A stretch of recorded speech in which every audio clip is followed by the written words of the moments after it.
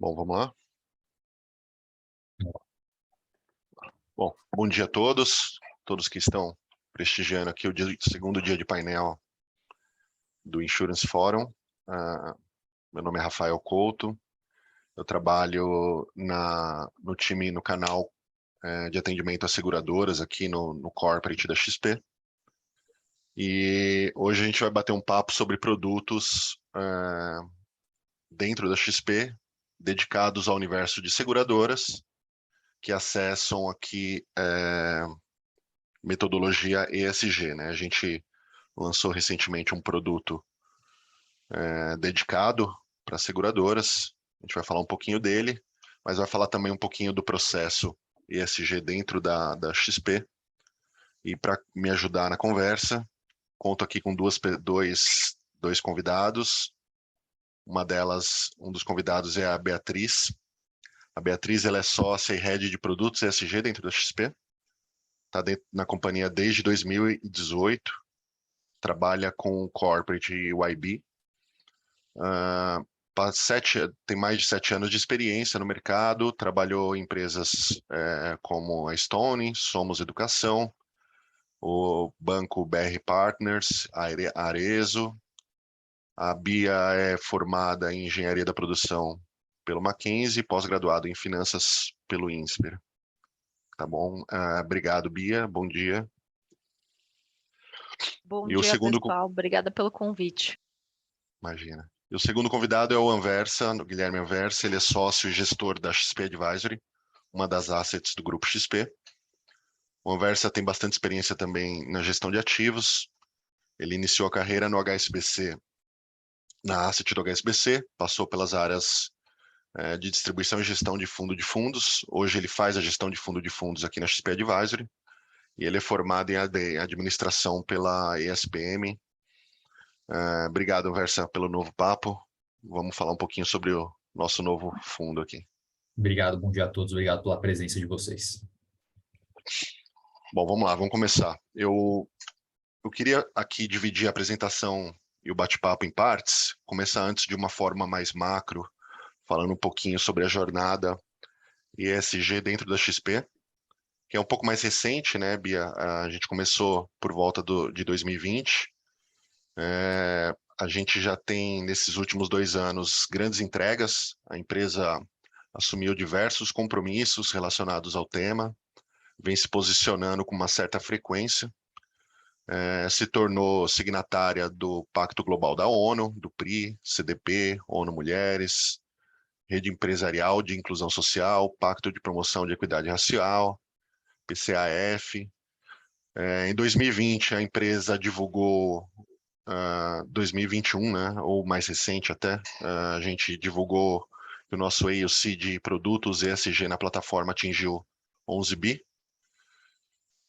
A gente tem mais de 50 opções de produtos de investimentos ESG na plataforma. E eu queria ouvir um pouquinho de você, pegando um pouco desse gancho de integração ESG nos negócios aqui dentro da companhia. Queria que você desse um pouco mais de detalhes da nossa agenda, quais são as principais iniciativas dentro da organização. Se você puder explorar um pouquinho dessas entregas, para a gente Perfeito, começar o nosso Rafael. bate-papo. Valeu. Bom, então, primeiramente, bom dia a todos. Obrigada por estarem aqui com a gente, assistindo esse nosso bate-papo. Para começar, quando a gente olha para o ESG dentro da XP, a gente tem duas principais vertentes. O ESG para fora, que é para o mercado, que é olhando para o mercado, e o ESG para dentro, que é como é que a gente vai priorizar essa transição sustentável na XP como uma empresa de companhia aberta, né? Então, em termos de companhia aberta e toda essa estratégia institucional, acho que a gente tem a assinatura de todos esses pactos e compromissos que o Rafael falou, mas a gente tem duas principais bandeiras, que é a questão da diversidade, né, principalmente a nossa meta pública em relação ao número de mulheres no quadro total de funcionários da XP, e um instituto focado em educação financeira, tá? Mas assim, quando a gente olha para o mercado e quando a gente olha para investimentos ESG, produtos financeiros, o mais importante que a gente passou construindo nesses últimos anos foi a nossa metodologia ESG em todos os tipos de ativo, né? Então, hoje em dia, a gente conseguiu blindar todas as nossas esteiras de produtos para que todos os produtos eles passem por uma integração ESG. Então, quando a gente fala, por exemplo, em equities, a gente tem um time de research, né, que tem um rating ali para todas as companhias que a gente faz cobertura. Quando a gente fala de operações de crédito, operações de mercado de capitais, todas as operações elas têm um rating ESG, elas passam por essa esteira de risco socioambiental também, né? E quando a gente fala de fundos e gestores, é justamente o processo que a gente vai explicar daqui a pouco, que a gente tem sim um rating para gestores, a gente tem rating para fundos também, e aí com isso a gente pode criar as nossas metodologias e estruturar produtos em cima disso. Acho que é isso, Rafa. Legal.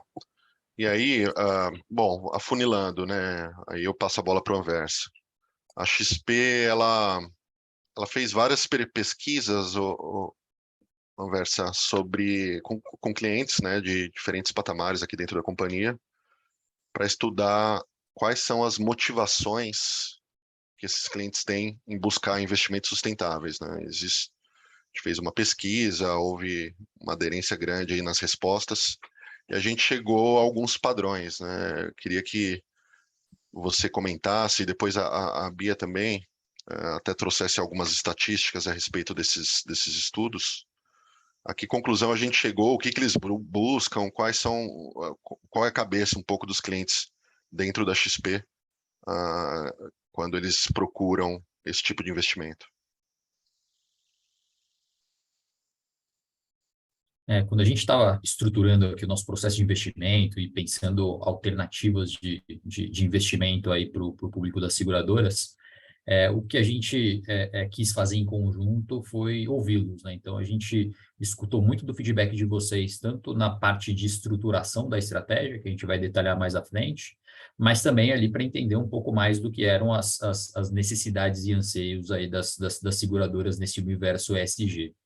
E nessas conversas a gente viu se repetir um padrão assim de 5 principais tópicos que apareciam assim em todas as conversas, em todas as pesquisas que a gente foi desenvolvendo ao longo do tempo.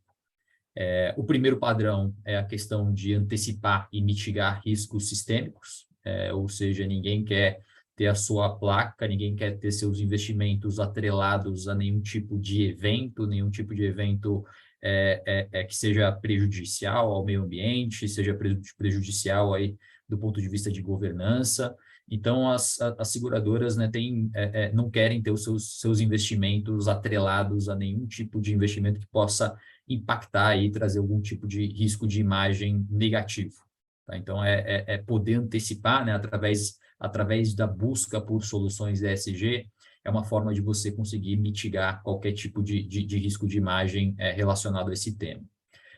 O segundo ponto foi a questão de capturar tendências, né? Tendências, novas oportunidades. A realidade é que o mundo de investimentos cada vez mais fornece para a gente oportunidades interessantes de investimento em diferentes setores, em diferentes tipos de estratégias. Então, a ideia dessa temática também era gerar valor, né? Tentar impactar através dos investimentos, setores específicos, a questão de energia, né? A questão de transição das formas de energia, a questão da melhora de governança corporativa nas empresas, né? Mais presenças de mulheres, mais presenças aí de diferentes grupos dentro dos comitês executivos das grandes organizações. Então, conseguir, né, através dos investimentos em ESG, é uma forma de capturar esse tipo de movimento que a gente começa a encontrar no mercado.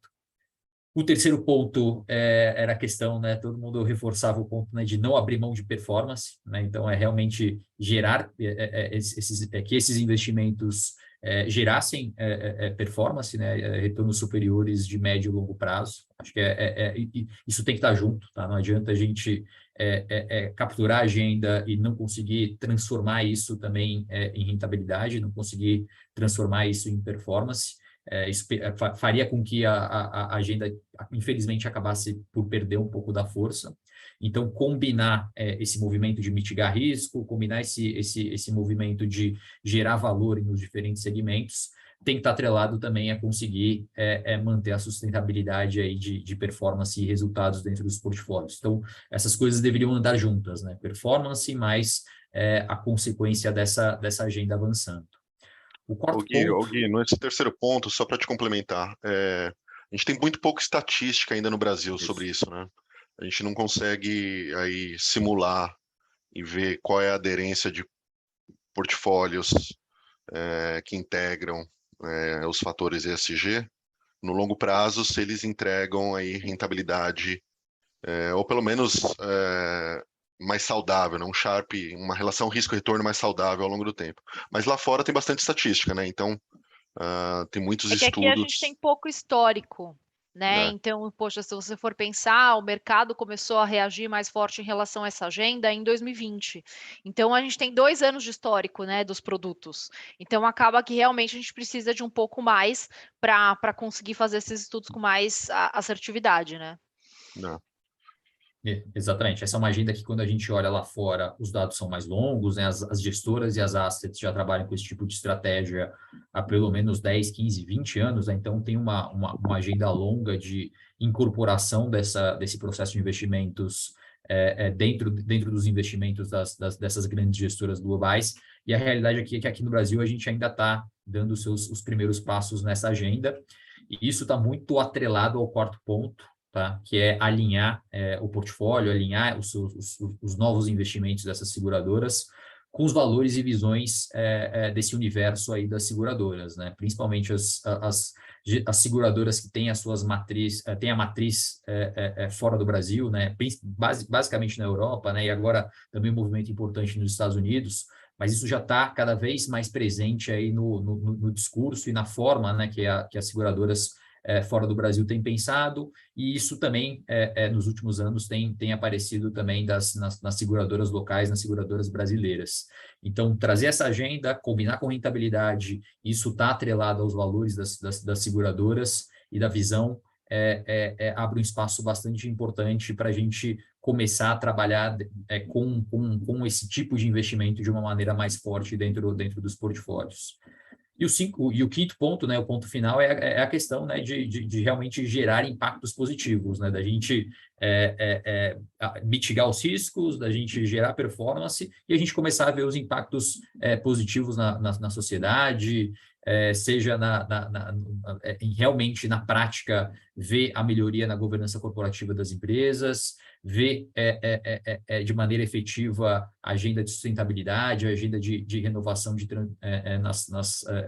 consumo de energia efetivamente acontecendo na ponta final dos nossos investimentos. Então, o quinto ponto, eu acho que conclui, né, esse conjunto de pontos que o investimento em ESG e a demanda das seguradoras nos mostram daqui para frente, né? O que a gente pretende mostrar nas nossas próximas conversas, né? Que essa é a nossa primeira mais específica pelo tema, mas o que a gente quer mostrar aqui nos próximos meses, nos próximos anos, é realmente o impacto. Olha, a gente começou a adotar e as consequências foram essas. A gente conseguiu trazer um impacto na sociedade de uma maneira bastante efetiva. Esse é o nosso objetivo final e a gente sentiu que é o objetivo final de todo mundo que quer trabalhar com esse tema dentro do seu portfólio. Tá? Então, estamos bem animados e ficamos bem satisfeitos com esses feedbacks que a gente recebeu de vocês.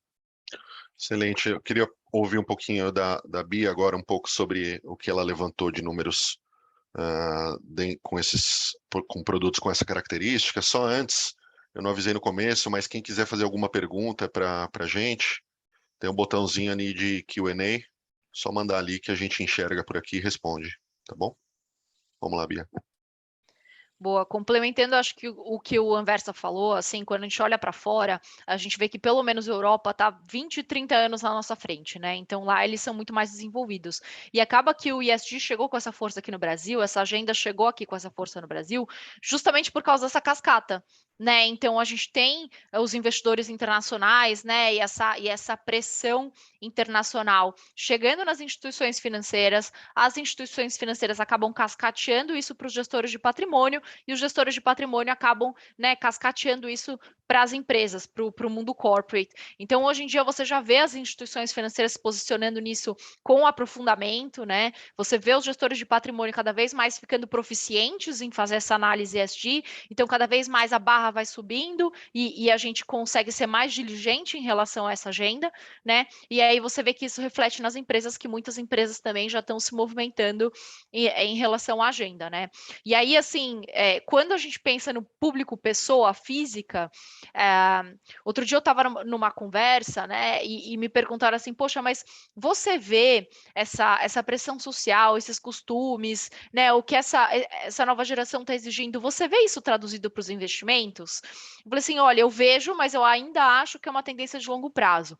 Então, quando a gente olha para a nossa base, que a gente fez uma análise, a gente separou por faixa etária, né, olhando para a pessoa física.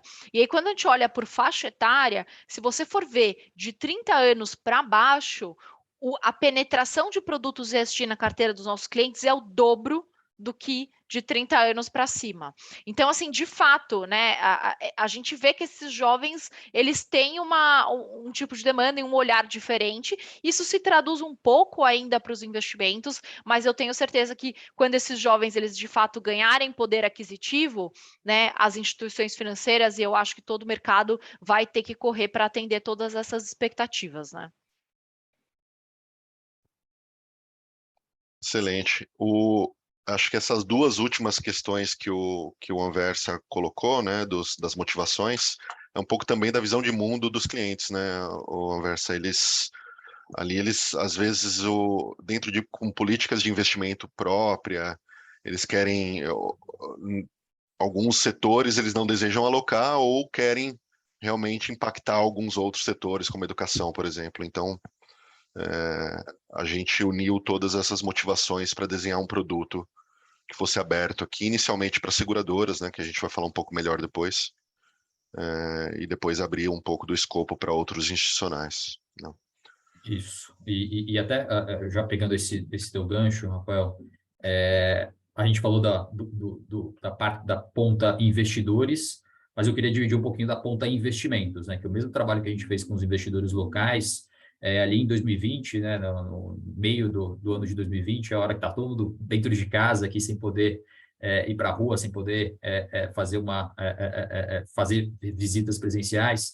A gente fez um trabalho bem extenso lá em 2020 para conseguir conversar, né, conversando com as assets globais, conversando com os investidores globais, para entender qual que era o estágio deles, né, o que eles estavam fazendo lá fora, do ponto de vista dos seus investimentos ESG, e o que a gente poderia trazer aqui para o Brasil, né? Como é que a gente usou o que estava sendo feito na Europa, o que estava sendo feito nos Estados Unidos, como benchmark para os nossos investimentos locais.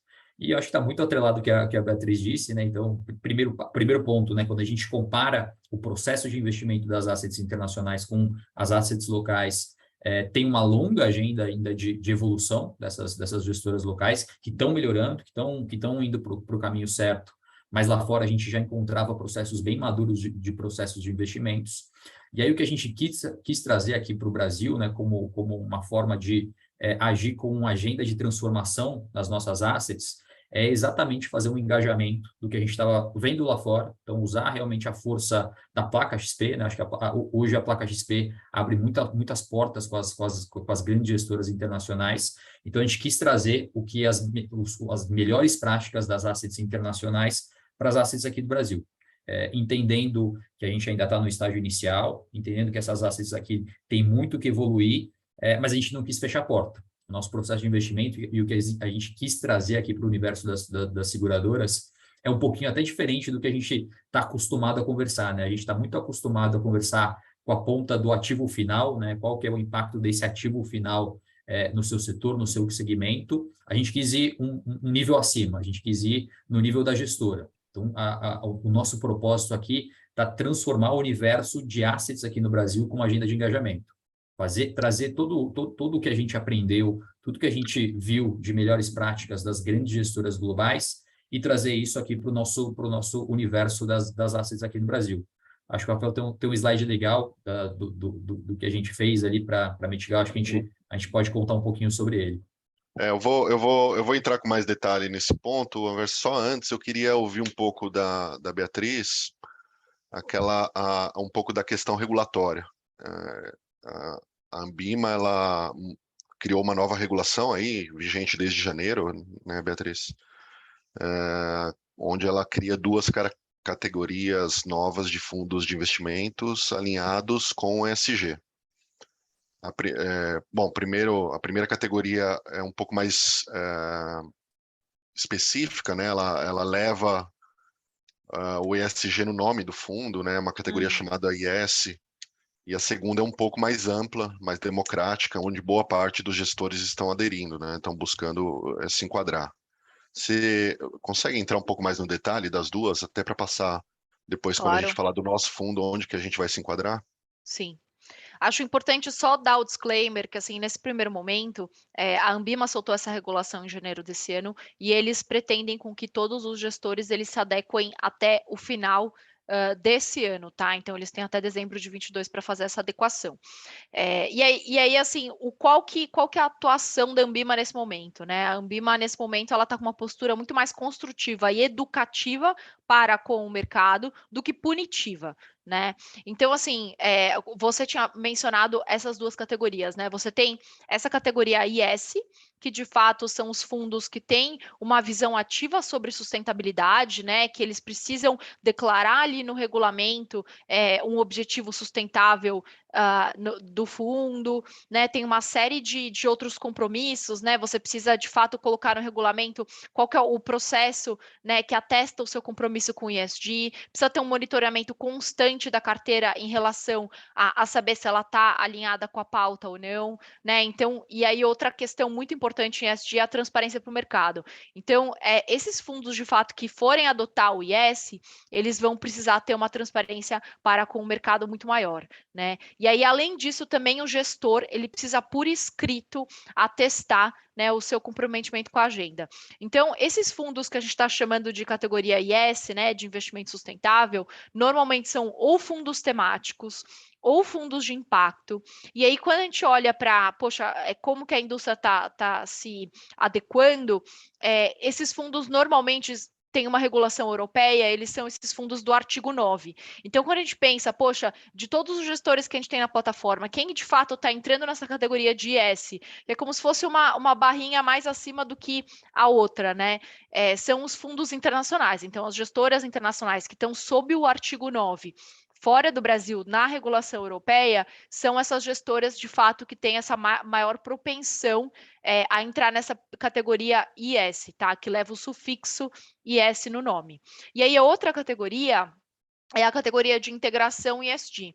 Então, ela visa muito mais o que a gestora ela integra em termos de processo na sua análise transversal da carteira, né? E precisa da transparência dessa metodologia para o mercado também, né? Então, quando a gente olha para os gestores locais eles estão normalmente nessa segunda categoria de integração ESG, que é uma integração mais soft, né?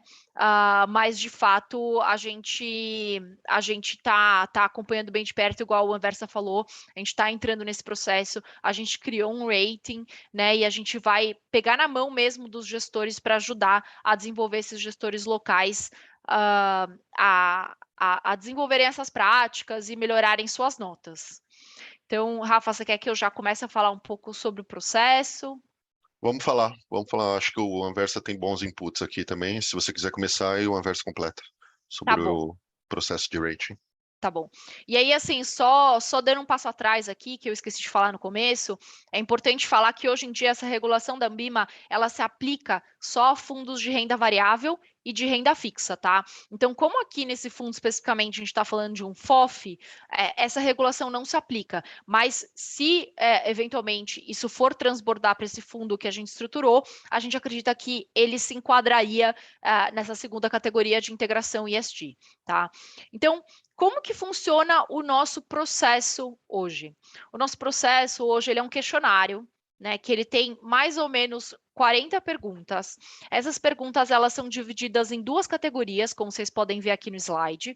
Então, tem a questão do processo de investimento, que é o que de fato vai impactar o portfólio, a carteira do gestor, né, que é como é que ele enxerga o ESG, tanto em termos de riscos, quanto em termos de oportunidades para os investimentos, né? E aí o outro pilar principal é qual que é a estratégia institucional das assets. Então, assim, poxa, como é que é a cultura interna e tal. Então, quando a gente pensa em ponderação aqui na nossa nota final, porque depois dessas 40 perguntas respondidas, a gente vai ter um rating final daquela gestora, né? E aí o jeito que a gente pondera esse rating normalmente é colocando 85% do peso nessas perguntas de processo de investimento, tá? E o restante na questão de cultura interna.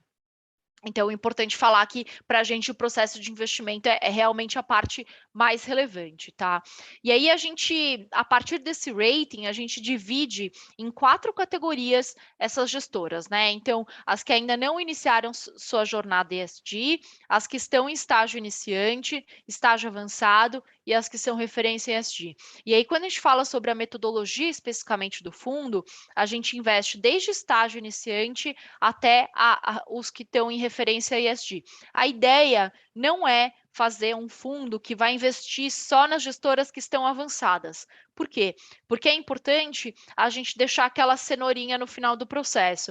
Então, a gente vira para uma gestora que está em estágio iniciante, estágio avançado, e fala assim, olha, sua nota hoje em dia é X, né? Então, depois da resposta desse questionário, a gente faz ativamente também uma due diligence em cima das gestoras que responderam o questionário, tá? E aí a gente entende, poxa, você está em estágio iniciante, mas você tem o prazo de 6 meses para mudar e melhorar a sua nota. Senão, eu vou desinvestir. Então, a gente tem essa política, né? A gente, de fato, quer movimentar o mercado e fazer o mercado evoluir com essa cenourinha, esse prêmio no final, tá? Então, Versa, se quiser complementar. Conversa, só para te dar uma ajuda aqui no complemento, não tem só o seu time de seleção de gestor, né? A gente faz todo um trabalho de acompanhamento do processo e dos fatores ESG em cada asset, e aí para isso tem um time dedicado, né? Como é que é o papel de cada time aqui? Explica para mim.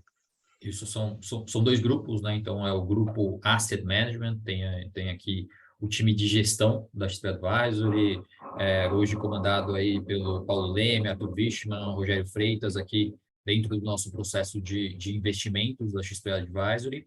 E o que a gente faz é com esse time de gestão de recursos, né? Eu responsável pela caixinha de Fund of Funds e seleção de gestores, a gente faz essa seleção de gestores, esse processo de investimentos em conjunto com o time ESG da XP. Então, aqui na XP, esse time capitaneado pelo time da Beatriz, que olha essa agenda de maneira integrada para todo o grupo, a gente, em conjunto com esse time do grupo XP Investimentos, a gente faz essa análise de diligência dos gestores. Eu acho que vale a curiosidade aqui, né? Quando a gente rodou isso pela primeira vez, basicamente a gente viu 2 polos, né? O polo das gestoras internacionais, em que a média era 4 para cima, então as gestoras internacionais estavam no grupo das assets de referência, e as gestoras locais aí estavam com uma nota próxima, nota média de 2, assim, as que quiseram participar. Então, das gestoras que estão integrando o ESG dentro do processo de investimentos, basicamente um grupo relevante está em estágio iniciante. Obviamente, a gente gostaria, né? Então, nosso sonho grande aqui é que essas gestoras já tivessem como estágio em referência ESG, mas isso abriu uma janela para a gente importante de atuação. Essa cenourinha que a Beatriz comentou é realmente o ponto aqui que a gente quer fazer, né? É realmente trazer esse engajamento, né? Trazer um pouco da força aqui da nossa placa e fazer uma agenda de engajamento, né? Entendendo que esse é um processo gradual, é um processo que leva tempo, mas o que a gente quer é estar conectado, né, com essas gestoras que estão em estágio iniciante, essas gestoras que estão em estágio avançado aqui no Brasil, e fazer com que elas, ao longo do tempo, elas migrem e fiquem mais parecidas com o que são as gestoras globais. Então, o nosso propósito aqui ao montar isso, ao classificar os gestores, dar uma nota, e semestralmente está rodando isso, mostrando a gestora, sua nota aqui é 2,35. Poxa, aqui a gente dá até a gente faz a pergunta e a gente dá o gabarito depois. Ó, o gabarito é esse. Se você quer melhorar a sua nota aqui para os próximos meses, o gabarito aqui de ações que você tem que fazer dentro dessas gestoras, então é dentro aqui desses mais de 40 pontos que a gente levanta na sua avaliação. Se você melhorar, olha o que pode ser a sua consequência aqui, tanto em melhora de rating, quanto, e aí são os próximos passos que a gente quer trazer aqui, a gente conta com as seguradoras, quanto a realmente recursos, né? Olha, se você sair de um estágio iniciante e migrar para um estágio avançado, é outro bolso, é outro patamar de recursos que você pode atingir aqui dentro do nosso universo de gestão.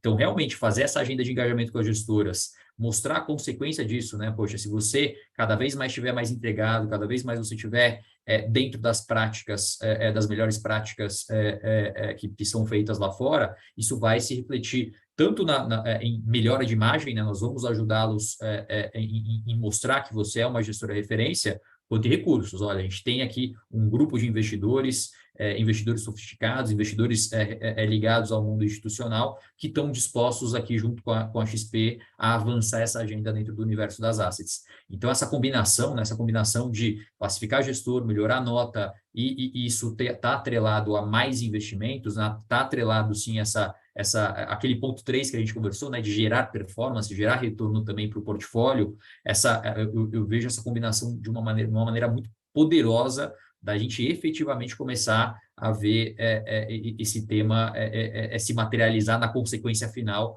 que a gente começar a ver cases práticos de transformação aqui no mercado. Então, essa esteira, né, a gente chama isso de uma esteira, que a gente quer que as assets avancem, né, e a gente não vai fechar a porta, né, acho que o legal é isso.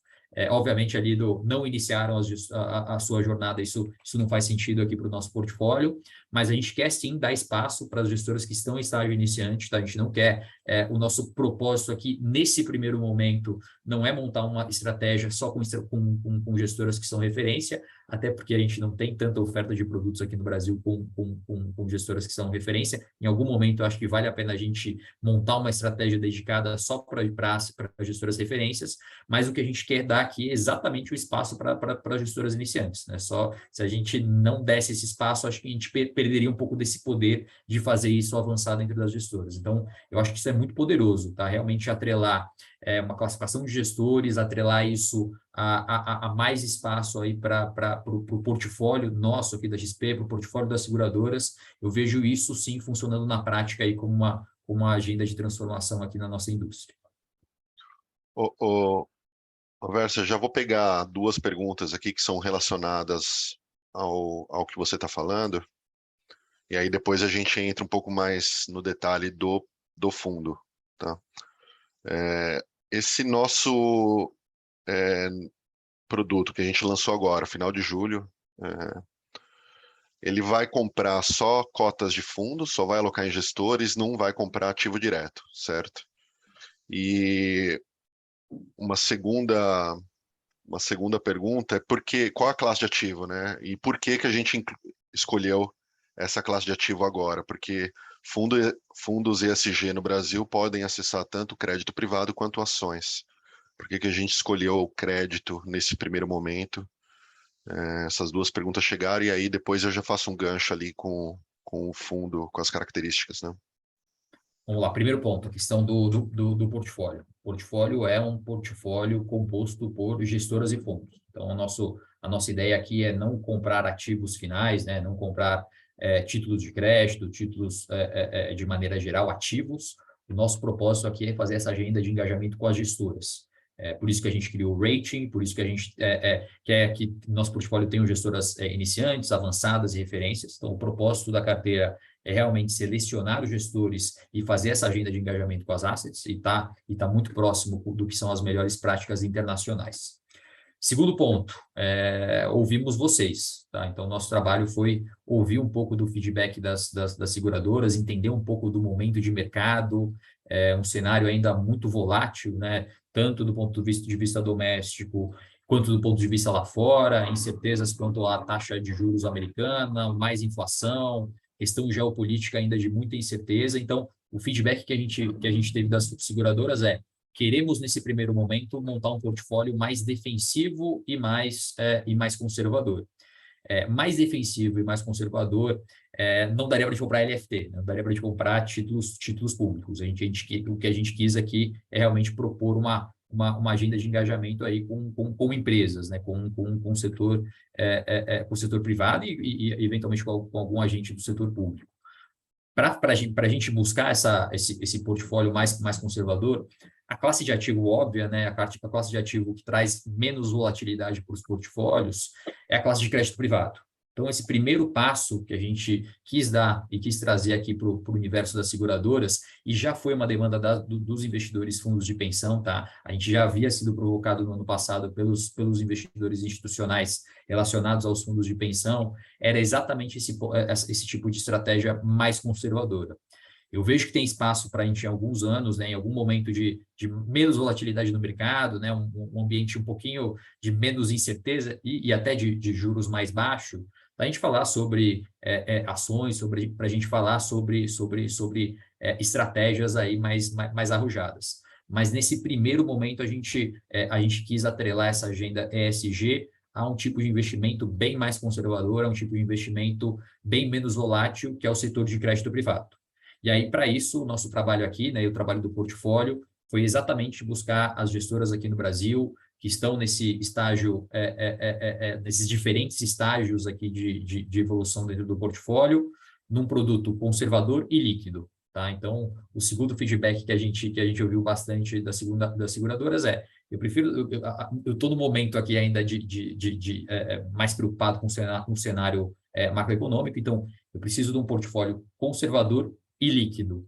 Então, para fazer essa combinação de ativos, a gente montou um portfólio de fund of funds de gestores de crédito privado e com uma liquidez bem curta, tá? Uma liquidez bem competitiva, que em até 7 dias, né? 7 dias é o prazo de liquidação dessa estratégia. Então, a gente, dentro desse portfólio, a gente combina gestores de diferentes prazos, tá? Então, a gente compra fundos de crédito desde de fundos com uma liquidez D0, D1, mas a gente consegue calibrar isso com alguns gestores que têm um prazo de liquidez um pouquinho mais longo, entre D30 e D45, e dentro dessa distribuição de gestores, né, dentro desse portfólio bastante diversificado de gestoras, a gente consegue montar uma carteira bastante líquida, que eu acho que atende as seguradoras nesse primeiro momento, né? Esse primeiro momento é dar o primeiro passo, tá? É dar o primeiro passo e começar a ver isso funcionar, começar a ver efetivamente o impacto desses investimentos se materializar tanto no universo das gestoras, mas o nosso próximo passo aqui é começar a trazer alguns cases práticos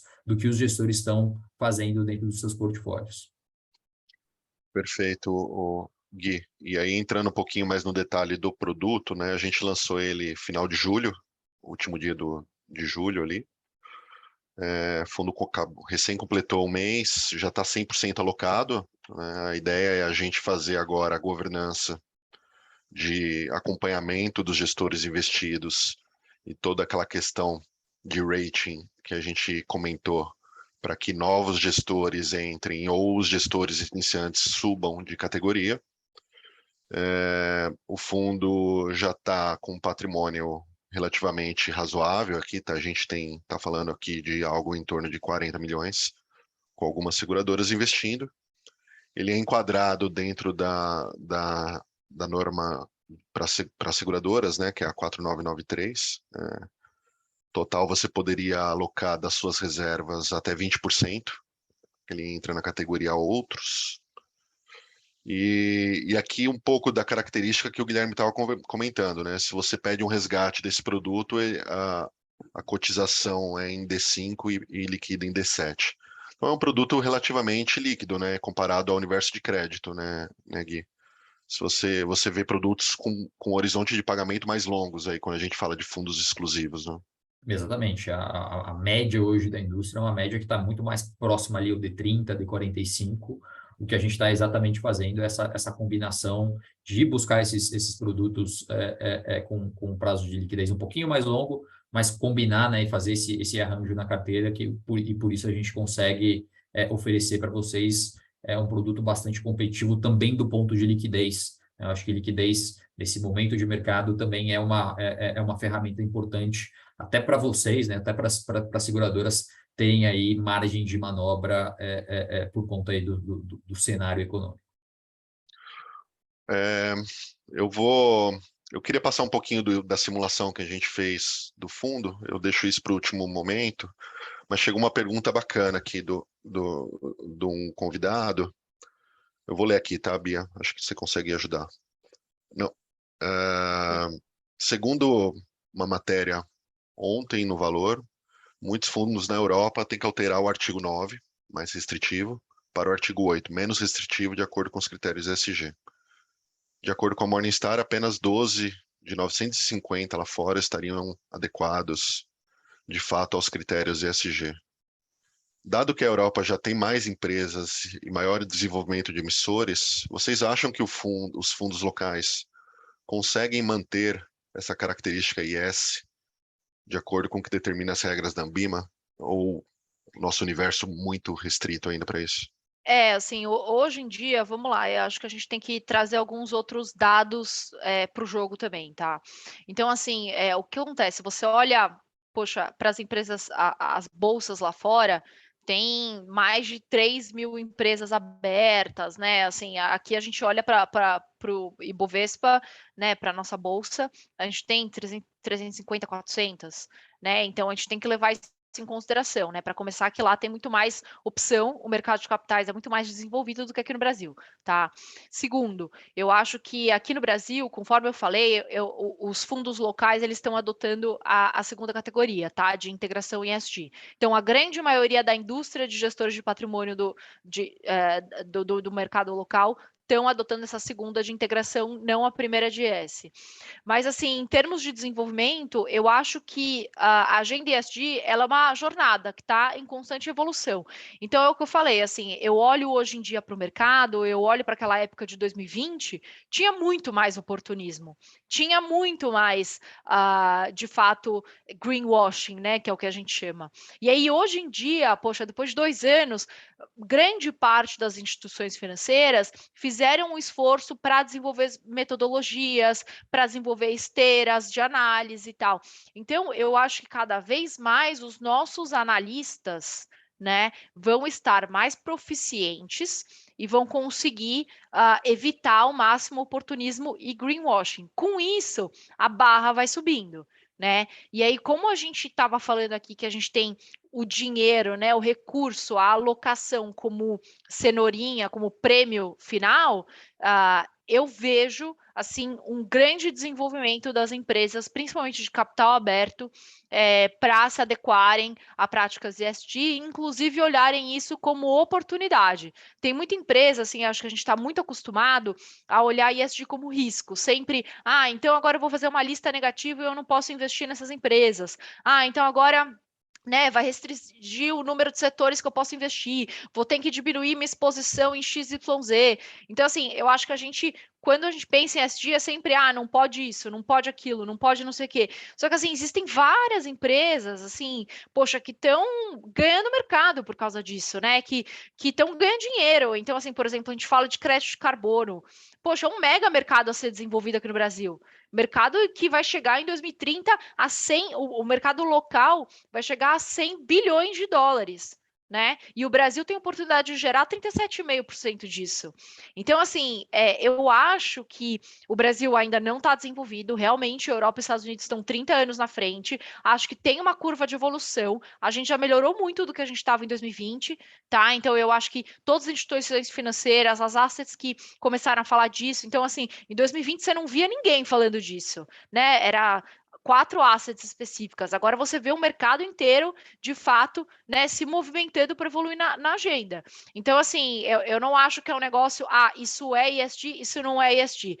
Justamente por isso que a gente faz iniciativas como essa, né? A gente faz education de empresa, a gente faz education de gestor, né? A gente está fazendo todo esse engajamento com as assets. Então, assim, não adianta eu pegar e bloquear e falar, você não. Eu tenho que ajudar o mercado a se desenvolver. Tá? Então, a gente, XP, no começo, a gente fez muito education de cliente final, muita mesa redonda com empresas, a gente, poxa, de fato, provocou as assets, fez, assim, mais de 90 reuniões individuais para, sabe, provocar, entender o estágio, fazer do diligence, não sei o quê. A gente fez o education de gestores também no começo de 2020, no final de 2020. Então, assim, Eu acho que é uma jornada, é uma evolução. A gente já melhorou muito do que a gente estava, mas a gente vai estar sempre evoluindo. E assim, as empresas, né, vão evoluir junto, porque elas precisam captar. Então, assim, acho que conforme os bolsos compradores forem ficando mais sofisticados em termos de diligência e ESG, as empresas vão ter que se moldando para captar dinheiro. Então, eu acho que é esse o fluxo que a gente vai seguir, entendeu? Essa pergunta do caso é bem relevante, tá, Carlos, esse teu ponto, porque foi um tema de debate nosso, né? A gente tinha dois caminhos aqui para seguir no nosso universo de investimentos. Uma agenda mais restritiva, né? Só quer o que é melhor, só o realmente quem está num nível mais avançado, ou a gente poderia deixar o nosso processo de investimentos mais aberto e amplo, né? Ao invés de ficar no é ou não é, fazer exatamente no ponto da Beatriz da agenda de transformação. E a gente optou pelo segundo caminho. A gente poderia ir para o filtro negativo, é ou não é. O que a gente quis aqui como um caminho é um pouco da origem da XP, que é a agenda de transformação. A gente transforma no mundo de educação, a gente transforma no mundo de investimentos, e o que a gente quer fazer aqui em ESG é exatamente o que a gente fez nesses dois segmentos, transformar. Tá? Então, a gente transforma o universo de assets, que ainda está bem atrasado, tá? Bem atrasado com o que são o melhor nível de mercado, mas entendendo que está atrasado, isso abriu uma janela de oportunidade para a gente se engajar, para a gente fazer eventos, para a gente mostrar o que é benchmark de mercado. Então, no mundo tão polarizado, né, um lado ou outro, isso ou não é isso, o que a gente quis é ir para o outro lado. A gente quis ir para o lado de transformar e criar uma agenda de engajamento, entendendo que hoje a gente ainda está bem atrás, mas que a gente, aos pouquinhos, né, fazendo o nosso trabalho, a gente vai conseguir, em algum momento, ver um mercado bem mais desenvolvido aqui no nosso, aqui no Brasil. Tá? Então, o nosso propósito aqui é transformar. É não tentar fechar o núcleo, não, só é isso e pronto, não. Vamos fazer com que as assets melhorem, né? Acho que é um pouco do nosso trabalho aqui. Exatamente, assim, eu acho que é muito fácil apontar o dedo, criticar e sabe, bloquear, né? Então, assim, só que a gente precisa deles, a gente precisa dos gestores, né? Então, assim, não adianta eu me fechar aqui, porque meu produto vai ficar ruim se a indústria não evoluir. Meu produto vai ficar pouco pulverizado se a indústria não evoluir. Eu não vou conseguir montar um produto sofisticado se a indústria não evoluir. Eu não vou ter todas as estratégias se a indústria não evoluir. Então, assim, é uma cascata de influência que a gente pode começar, entendeu? Então, eu gostei muito da palavra que o Anverso usou de transformação. Eu também. Ficou muito boa a resposta. Obrigado, Anversa. Eu acho que a gente cobriu boa parte do conteúdo. Eu queria só passar aqui um pouco da simulação que a gente fez, até porque ninguém também quer investir uma coisa que também não gere valor e não gere retorno, né, Anversa? Então, o produto, ele tem sim seu valor. A gente fez aqui uma simulação de carteira, né? O que ele geraria de rentabilidade. A gente vai mirar os 110 CDI, né? Acho que a gente tem, como se trata de fundo de crédito, a gente olhou aqui cada um dos mandatos que a gente vai alocar, olhou carrego de crédito na carteira e simulando esses produtos que já existem, né? E a gente está alocando em produtos que já estão rodando, assets que são aí reconhecidas como uma boa gestão de crédito. Esse produto teria rendido na carteira que a gente escolheu ter, quase 1,5% acima do CDI nos últimos 12 meses. Então, tem assim seu valor, olhando à frente, né? Não sei se você quer comentar alguma coisa sobre o que a gente simulou, a carteira. O que eu tenho para dividir é que, para o universo de seguradoras, é uma estratégia ainda que está começando, né? Um mês de estratégia aqui que a gente está rodando para um produto para vocês, mas a gente já tem na prática alguns produtos rodando para o investimento institucional, fundo de pensão. Então, os institucionais deram um pouquinho mais de prazo, então as estratégias são um pouquinho mais longas de investimentos, tá? São produtos ali com liquidez de 30, de 45. O que a gente fez foi adaptar o que a gente já está fazendo para os investidores institucionais e trazer isso para a realidade das seguradoras, uma estratégia um pouquinho mais mais líquida. Então, para essa estratégia mais líquida, a gente, até o resultado está um pouquinho melhor, né? Tá com esse 1,5% de excesso de retorno em relação ao CDI, mas o que a gente está mirando ali são esses 110% do CDI ao longo do tempo, tá? É onde a gente está mirando o nosso portfólio. Dado que isso aqui, esse gráfico que eu mostrei é uma simulação e a gente passou por uma fase de muito fechamento de spread de crédito, né? Então, acho que a gente fez a conta olhando à frente.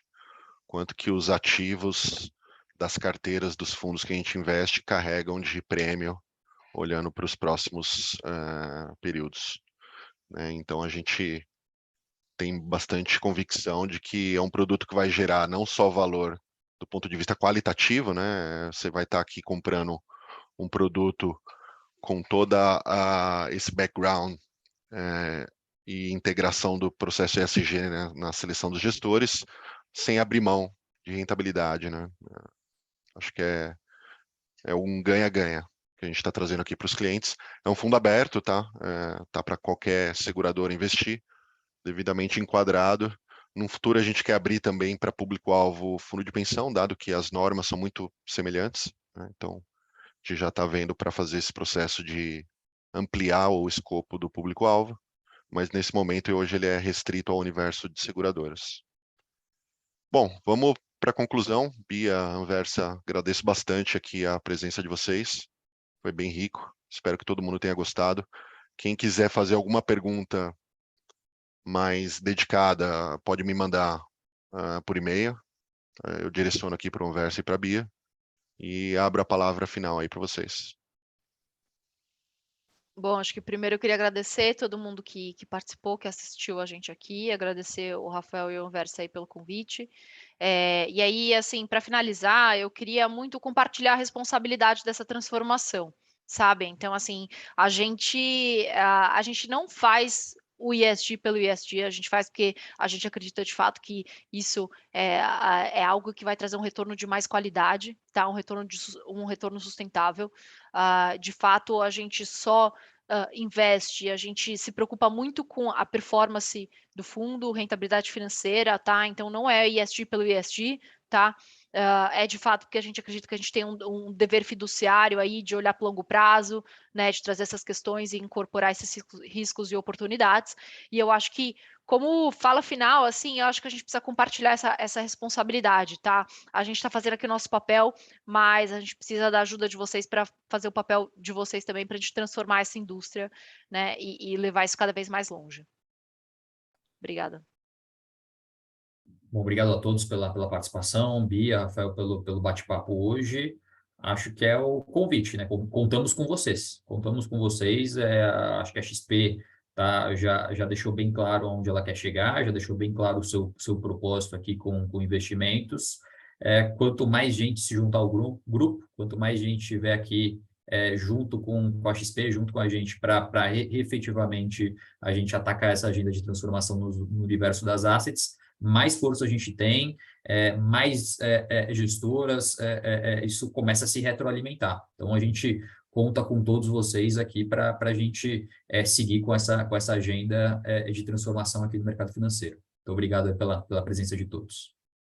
Obrigado, pessoal. E todo mundo que está participando aqui vai entrar no meu radar aqui para receber recorrentemente mais informações sobre o fundo, acompanhamento, rentabilidade. Então pode ficar tranquilo aqui que a gente vai manter vocês informados, até para vocês acompanharem, caso alguém não tenha aí a possibilidade de alocar agora, vai acompanhando e vai ver o que a gente vai fazendo ao longo do tempo.